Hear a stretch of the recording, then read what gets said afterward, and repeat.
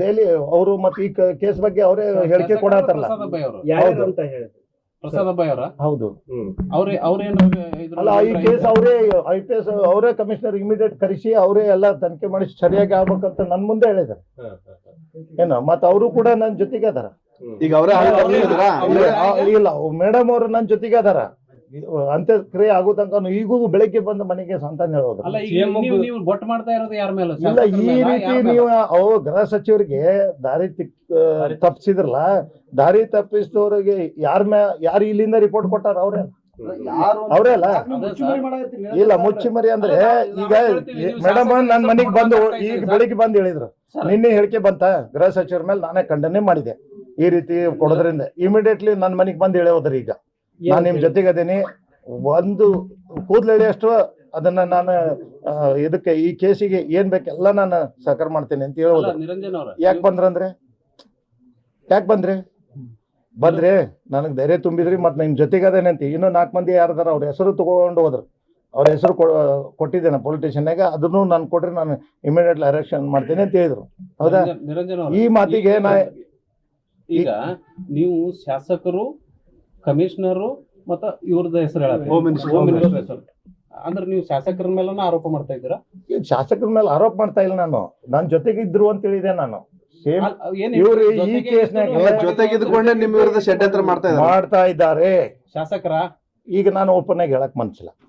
ಯಾಕ ಅವರು ನಮ್ಮ ನಾಯಕರಂತ ನಾ ಸ್ವೀಕಾರ ಮಾಡಿದ್ದೆ, ನನ್ನ ರಾಜಕೀಯ ಗುರುಗಳವರು. ನಾನು ಅವ್ರ ಬಗ್ಗೆ ಆರೋಪ ಮಾಡಕ್ ತಯಾರಿಲ್ಲ. ಬಟ್ ಇದರ ಹಿಂದೆ ಒಂದು ದೊಡ್ಡ ಶಕ್ತಿನೇ ಇದೆ, ಕಾಣದ ಕೈಗಳ ಕೈವಾಡ ಇದೆ. ನಾನು ಶಾಸಕರು ಮಾಡ್ಯಾರ ಅಂತ ನಾ ಹೇಳಂಗಿಲ್ಲ. ಗೃಹ ಸಚಿವರಿಗೆ ದಾರಿ ತಪ್ಸ್ಯಾರ. ಮತ್ ಈ ಒಂದು ಮೇಡಮ್ ಅವ್ರಿಗೂ ಕೂಡ ಈ ರೀತಿ ಹೇಳಿಕೆ ಹೇಳ್ರಿ ಅಂತ ಹೇಳಿ ಹೇಳ.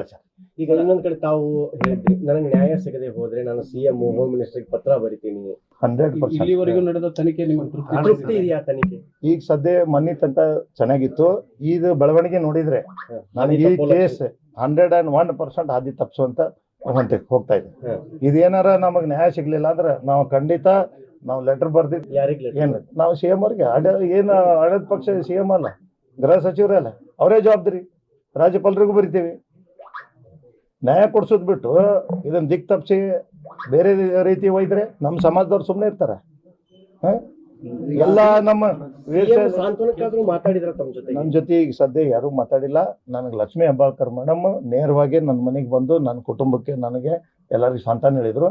ಅದ್ರ ಜೊತೆಗೆ DK ಸಾಹೇಬರು ಫೋನ್ ಮಾಡಿದ್ರು. ಬಟ್ ನಾನು ಬೇರೆ ಇರೋದ್ರಿಂದ ನಾನು DK ಶಿವಕುಮಾರ್ ಸಾಹೇಬ್ರಿಗೆ ಉಪಮುಖ್ಯಮಂತ್ರಿಗಳು ನಾನು ಕೂಡ ಕಾಂಟ್ಯಾಕ್ಟ್ ಮಾಡ್ಯಾರ. ಏನು ಆದ್ರೆ ನಾನು ಅವ್ರು ಕೂಡ ಮಾತಾಡಕ್ ಆಗಿಲ್ಲ. ಬೇರೆದವ್ರು ಫೋನ್ಗೂ ಮಾಡಿದ್ರು. ನಿರಂಜನ್ ಅವ್ರ ಇದ್ರೊಳಗೆ ಷಡ್ಯಂತ್ರದೊಳಗೆ ನಿಮ್ ಪಕ್ಷದವ್ರು ಅದಾರ? 100 ಅದಂತ ಆಡಳಿತ ಪಕ್ಷದವ್ರು, ಬೇರೆದವ್ರಲ್ಲ.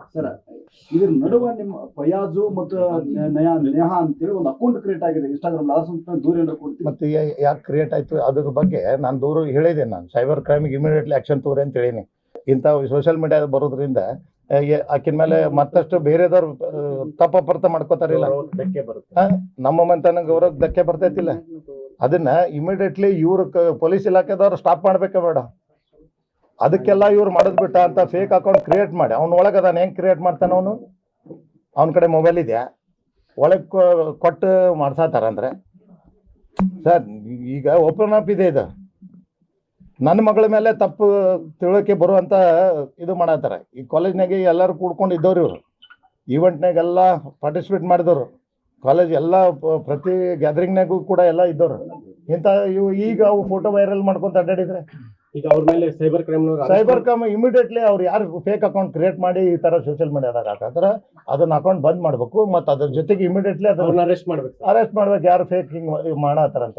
ಯಾಕೆ ಅದು ಪೊಲೀಸ್ ಇಲಾಖೆ ಕೆಲಸ ಅಲ್ಲ, ಅದ ಗೃಹ ಸಚಿವರ ಕೆಲಸ ಅಲ್ಲ. ಮತ್ತೆ ಅದಕ್ಕೆ ಡೈರೆಕ್ಷನ್ ಕೊಡೋರು ಯಾರು? ಸ್ಥಳೀಯ ನಾಯಕರ ಕೊಡ್ಬೇಕಲ್ಲ. ಅಲ್ಲ, ನೀವೇನು ದೂರು ಕೊಡ್ತೀವಿ ಸೈಬರ್ ಕ್ರೈಮ್ಗೆ? ಈಗ ನಾನು ಅದನ್ನ ಬಗ್ಗೆ ಈಗ ಆಲ್ರೆಡಿ ನೋಡಿದ್ದೀನಿ. ಅದನ್ನ ನಮ್ಮ ವಕೀಲರಿಗೆ ಮಾತಾಡಿದ್ದೀನಿ. ಇಮಿಡಿಯೇಟ್ಲಿ ಅದಕ್ಕೆ ಕಂಪ್ಲೇಂಟ್ ಮಾಡ್ತೀನಿ. ಏನಿಲ್ಲ, ನಾನು ದಂಡಿಗೆ ನಿಲ್ರಿ. ಈ ರೀತಿ ನನಗೆ ಆಗಿದೆ ಅನ್ಯಾಯ. ನಾನು ನಿಮ್ಮ ಕಾರ್ಪೊರೇಟರ್ ಇದೀನಿ, ನಮ್ಮ ನಾಯಕರು. ನೀವು ನಿಂತಿರಿ, ಮುಂದೆ ನಿಲ್ರಿ. ಇಂಥವು ನಡೆದಾವು, ಇವನ್ನೆಲ್ಲ ನೀವು ಬಂದ್ ಮಾಡಿಸ್ಬೇಕು. ನ್ಯಾಯ ಕೊಡ್ಸೋದು ಕೊನೆವರೆಗೆ ಇರ್ರಿ, ಜೊತೆಗಿರ್ರಿ. ಆಕೆಗೆ ಆತ್ಮಕ್ಕೆ ಶಾಂತಿ ಕೊಡಿಸ್ರಿ. ಹಿಂದೇನು ಮಾಡಬೇಡ ಅಂತೀರಿ? ಹಿಂದು ಅಂತ ಅನ್ನಂಗಿಲ್ಲ. ನೀವು ನನ್ನ ಜೊತೆಗಿದ್ದ ನನಗೂ ಕೂಡ ಧೈರ್ಯ ತುಂಬ್ರಿ. ನಾನು ಒಬ್ನಾಗೇನಿ. ನನಗೂ ಕೂಡ ಇಡೀ ರಾಜ್ಯ ವ್ಯಾಪ್ತಿ ದೇಶ ವ್ಯಾಪ್ತಿ ಎಲ್ಲರೂ ಕೂಡ ಹೋರಾಟ ಮಾಡ್ತಾ ಇದ್ದಾರೆ. ಸರ್ ಈಗ ಒಂದು ಇಂಥ ಟೈಮ್ ನೀವು ಕಷ್ಟದಾಗ ಮತ್ತಷ್ಟು ಕಷ್ಟ ಆಗ್ತಿದಾರ ನಿಮ್ಮ ನಂಬಿದ ನಾಯಕರು ಅಂತ.